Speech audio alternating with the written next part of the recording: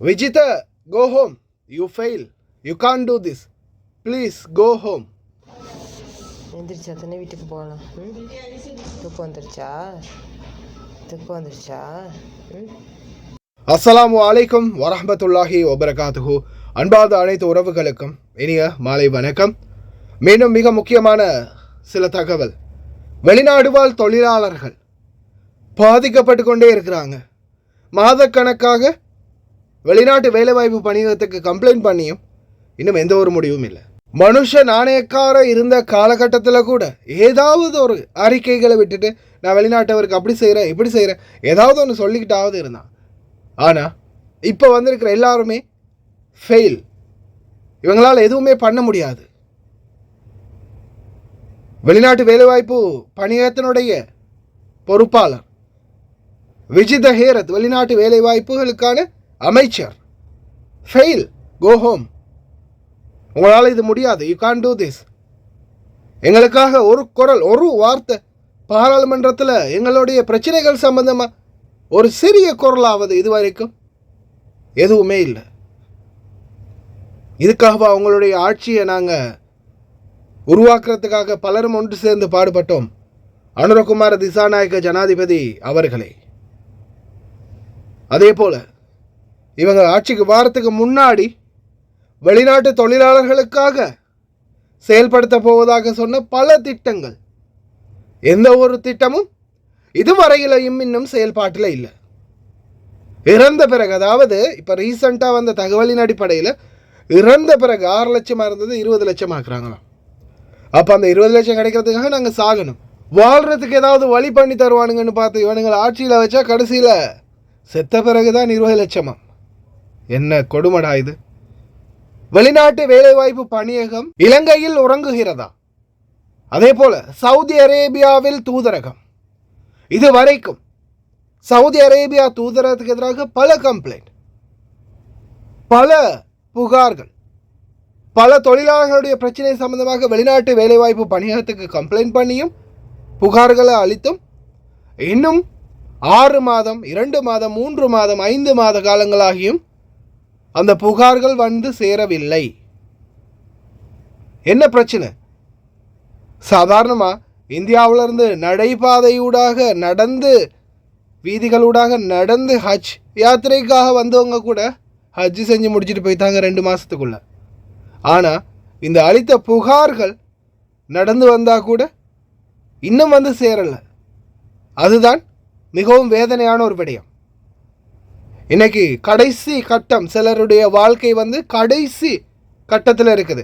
இப்போ ரீசெண்டாக கூட உங்களுக்கு தெரிஞ்சிருக்கும், ஒரு தாய் ஒன்று கம்ப்ளைண்ட் பண்ணி, தம்மிகா குறை அப்படின்ற அந்த அம்மா கம்ப்ளைண்ட் பண்ணி அவங்களுடைய மகள் வெளிநாட்டு வேலைவாய்ப்பு பணியகத்துக்கு தெரிவித்து, தூதரகத்துக்கு தெரிவித்து, அதிகாரிகளுக்கு தெரிவித்தும் கடைசி வரைக்கும் அவங்கள காப்பாற்ற முடியலை. கடைசியில் அவங்க உயிரிழந்த பிறகு அவங்களுடைய சடலத்தை கூட அனுப்பி வைக்கலை.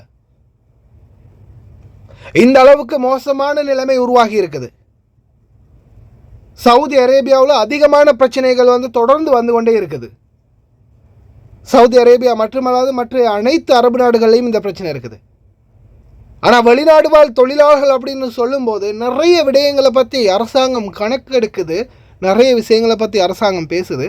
ஆனால் அது எல்லாமே யூரோப் நாடுகளில் இருக்கக்கூடிய, அதாவது மேற்கத்திய நாடுகளில், பெரிய பெரிய நாடுகளில் இருக்கக்கூடிய தொழிலாளர்கள் சம்பந்தமான பிரச்சனைகளை தான் பேசுகிறாங்களே தவிர UK, Europe, Canada, Swiss, London, France, Italy இது போன்ற நாடுகளில் இருக்கிறவங்களைத்தான் அவங்க வெளிநாட்டு தொழிலாளர்களாகவே பார்க்குறாங்க.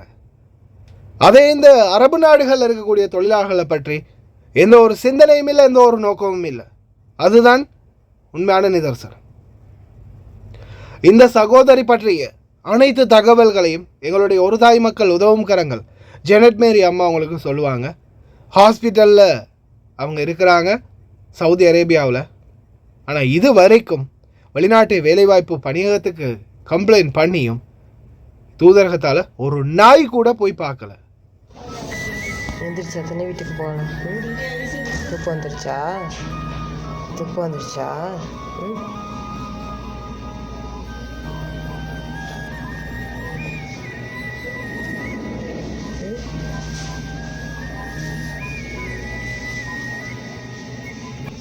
வணக்கம் சர்பான் தம்பி.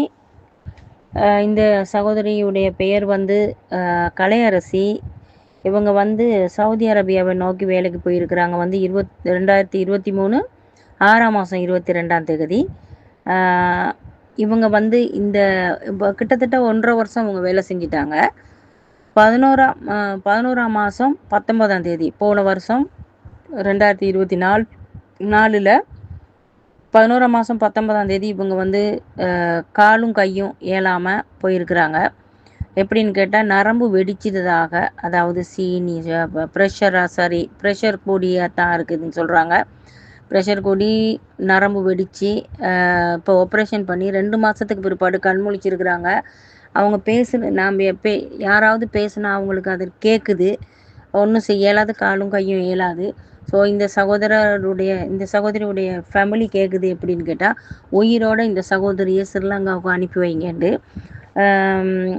2024 12ஆம் மாதம் 4ஆம் தேதி வந்து வெளிநாட்டு வேலைவாய்ப்பு மையத்தில் போயிட்டு கம்ப்ளைண்ட் பண்ணியிருக்கிறாங்க. இப்போ 6 மாதம் ஆகிருச்சு. 6 மாதம் ஆகியும் எந்த ஒரு முடிவுமே எந்த ஒரு இதுகளுமே செய்து இல்லை. ஸோ இதற்கான முடிவுகளை நம்ம எடுக்கணும். வலைத்தளத்தூடாக நம்ம பேச்சுவார்த்தை செய்து கொண்டு இருக்கின்றோம். பல விடயங்களை செய்து கொண்டு போகிறதுவால இந்த விஷயத்துக்களை நாங்கள் வெளியில் கொண்டு வருவோம். வெளிநாட்டு அமைச்சர் உண்மையிலேயே பொய் சொல்லிக்கிட்டு அந்த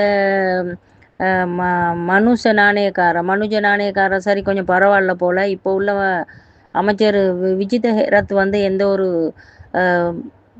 பிரயோஜனமும் இல்லாமல் இருக்கிற மாதிரி தெரியுது.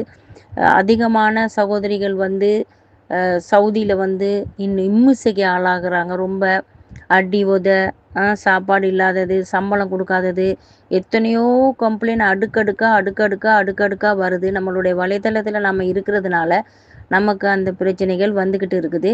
ஒரு சகோதரி வந்து 1.5 வருஷம் ஆகிடுச்சு. 1 வருஷம் 3 மாதத்தில் ஆகி கம்ப்ளைண்ட் பண்ணி இப்போ அவங்களுக்கு வந்து 20 லட்சம் கட்டிட்டு வீட்டுக்கு போக சொல்கிறாங்க.